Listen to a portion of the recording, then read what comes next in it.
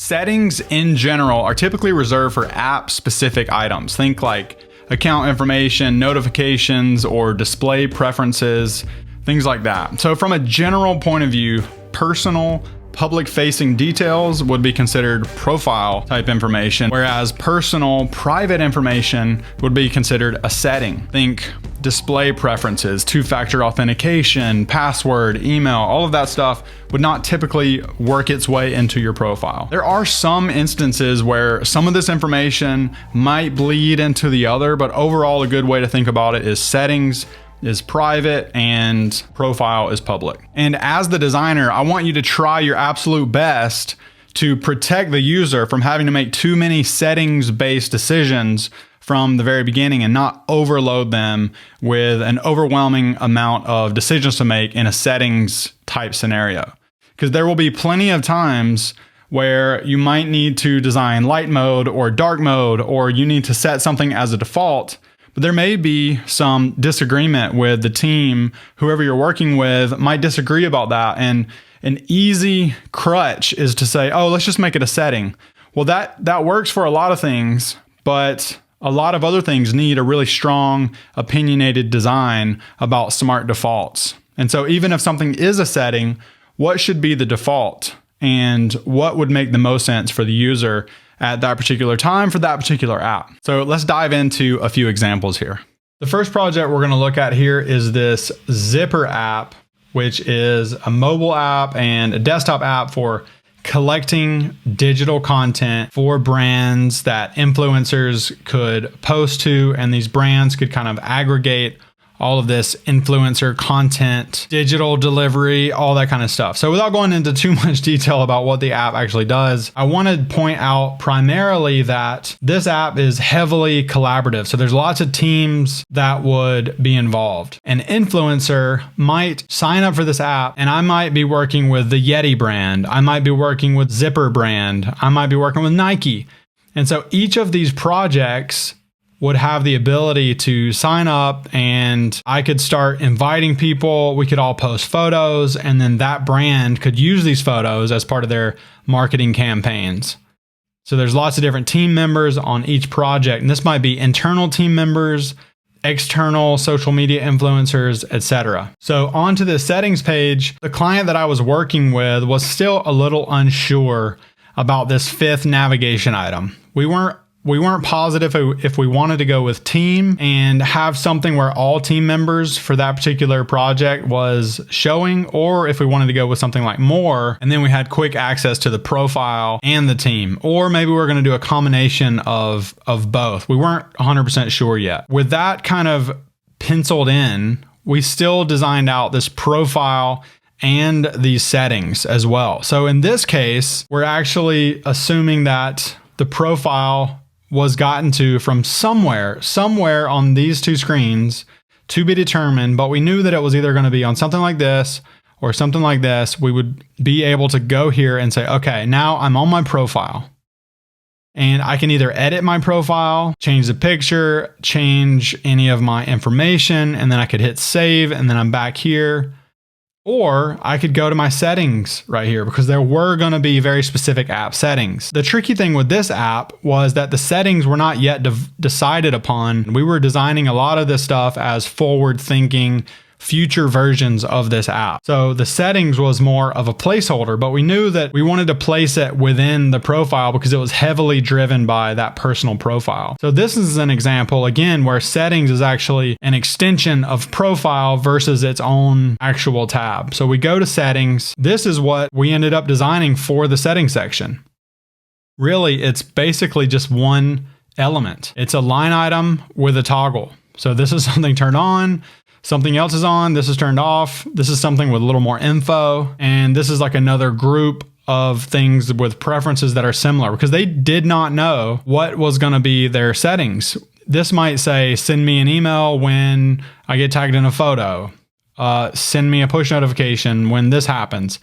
And so really, we're creating the system for them to be able to use. So even if you don't know what the actual setting is going to be, you can still design some type of placeholder especially if you know it's going to be a lot of on-off settings. This is an easy way to do it, because then whenever they decide what their settings are going to be, they just know that it's going to be on this screen. You're going to get to it from the profile, and that you have all of these different options. So as the developers are getting ready to implement this stuff, they can just use some of the stuff that you've designed as placeholder, as long as you've covered single item instances. Maybe it's groups of 3, something that's a little more important, that has more information. And so this is just like those input field options that we designed in the input lesson. We have this design system that's starting to be built, and this can be used by the developers whenever they get ready to actually implement this stuff. So we kind of cover all of our bases without having to wait on content or specific features. Now, yes, it would be better to design all of this with actual real life situation and real life context for what is actually going to be a setting. But sometimes you just have to make do and design a couple of different options and then hand it over and hope someone does the best work that they can do with what you've designed for them. Okay, in this project, this is the My Monero desktop app. I've shown this before, but in case you don't remember, this is a desktop Mac application that is a cryptocurrency wallet for Monero. And so if you know anything about cryptocurrency, it's based on being private. It's like digital cash. It doesn't have an owner. So there is really not a profile here. You have this random string of characters that serves as your address, and that's how you send and receive your digital currency. So there's not really a profile on this app, but there are settings inside of this app. So all of this stuff, we actually have a settings, or preferences is what we call it. Preferences is kind of another word for settings. And so I actually created 2 different versions here, because this was going to be version 1. We knew that there was going to be a PIN code, and there was also going to be a server URL. This was going to be kind of the bare minimum of what was going to exist. And so I have variations here where you're adding a server URL, and that is kind of process of saving. Then this shows that it's saved. And then if you hit change PIN, we want to show like what that actually looks like. Okay, enter your current PIN, enter your new PIN or password, and then confirm. And then we're also, we're using the input field with a little bit of helper text, because this is pretty important that they know what's actually happening. So once you change your PIN, you can go back here. And then in the future, they wanted to add some additional functionality, and they weren't ready to implement it right away, but we went ahead and designed all of the different little components that they might need to add new functionality. So for app timeout, this is if you didn't use the app for a while. Since it is a wallet and privacy is a big concern, you can set your own timeout. So as soon as you haven't used it for 3 minutes, the app would completely get disabled until you entered your PIN. And also, notifications notify me when funds come in, outgoing transactions are confirmed, a request is received. And we have all these delicately designed toggles to kind of fit that whole color scheme. So definitely inspired by the iOS system and style, but with a slightly kind of customized look to fit the entire look and feel of this cryptocurrency desktop app. And then also just showing, what does the space look like between these blocks of text. You can see here, I've got 40 pixels there. I've got 40 here. It looks like I've got a little 3 pixel mishap there. A lot of times you really just need to show what the spacing looks like and what certain types of things look like. Even if you don't have the entire product situated and the entire UX thought through and every little notification, even if all of that isn't designed, you can still create these combinations of toggle switch lists and how that looks when there's multiple lists, and how that looks with a slider, how that looks with an input field, and go ahead and kind of design out the visual padding that's going to be baked into the space in between here. There's lots of things that you can design, even if this is going to be what things start with. Even if this is the simple starting preference point, you can still go ahead and design certain situations. And that way you provide the team with assets that are ready to use as soon as they get ready to implement that. Okay, lastly, I want to show a pretty complex application. This was the thermal camera monitoring web app. So lots and lots of stuff here. And I don't want to go in tons of detail, but this was an app that would allow users of a big manufacturing facility to monitor the thermal heat signatures of their equipment. And so they have these thermal cameras that are monitoring the equipment, and this application is monitoring the heat signatures and letting the user know if there are any heat anomalies or not. And they can track the temperature over time. They can, insert new cameras and lots of very complicated information. This actually, I designed all of this on a whiteboard, and then I used a spreadsheet and tons of meetings with this and lots of wireframes before ever jumping into the actual interface design. But what I want to focus on here is the settings side of things. This is designed for someone in a manufacturing plant to monitor heat signatures on thermal cameras. So there's no public facing account. So there is no public profile. There's no profile avatar. There's no fun background image, because that just doesn't make sense in this type of setting. So we've got our settings page and we have our account, because most every web application or mobile app is going to have some type of email and password. In this particular app, we have the name, email, and phone number. But again, look, we're using this for a very specific reason. This is used only for anomaly notifications.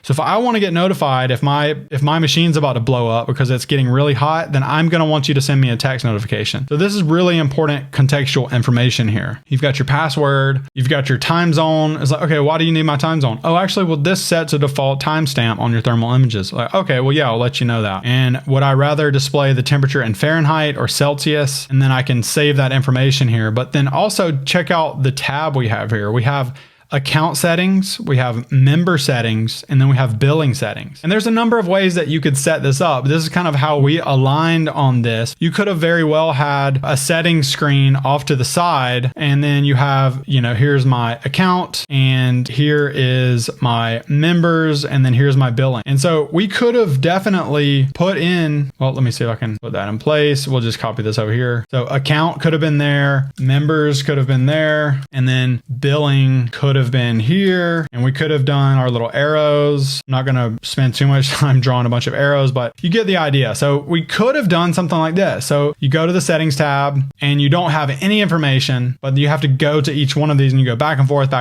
But we chose that account information was probably the most important at this point. I'm going to put that right back there, get rid of this stuff. So account settings here, got all of our information. And then if you go to members, these are all the people that you have assigned to this particular project. So you have other people that you've assigned as admins, other people that you've assigned as technicians, and then you have your billing information. Here's my payment information. Here's my card number. Here's my expiration date. I need to update my card. Here's the company information. Here's stuff that will appear on my invoice. And I can change this information. I can update it. And then I've got a log of my payment history. So lots of highly specific, highly customized settings type of information that is highly tailored to this particular project.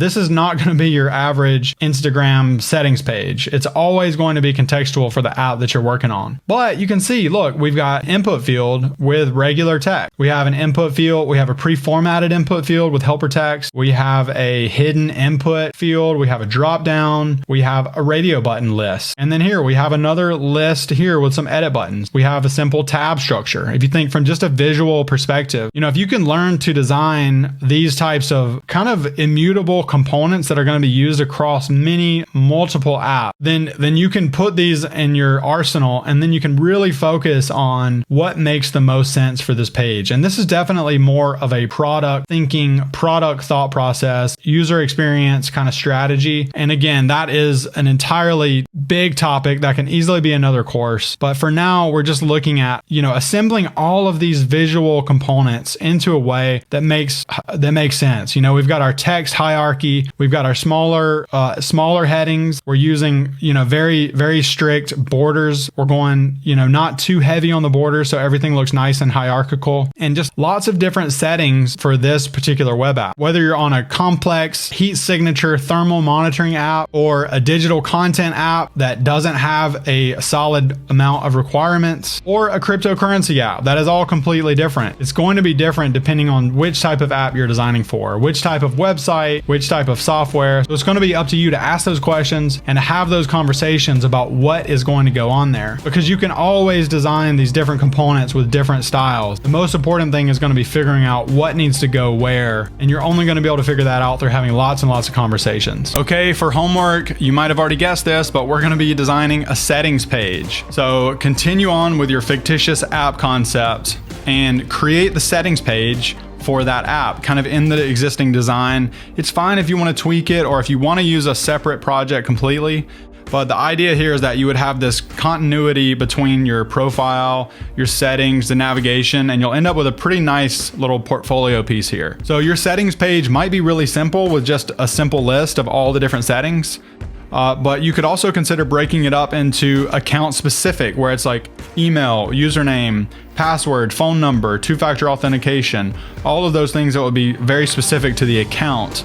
And then you might have general settings that are much more app or software oriented, like display preferences or email notifications or push notifications, or even privacy within the app. Do you want to be tagged in that photo? And think about looking for references within other apps that you might use on a regular basis, and look how they're handling settings, and look at how they are architecting their information and chunking different things in different positions. And that might give you a little bit of inspiration for how you will set yours up. But be sure to include, toggles and checkboxes and all those little bits and pieces of UI that would go into a nice settings page. So I look forward to seeing what you come up with.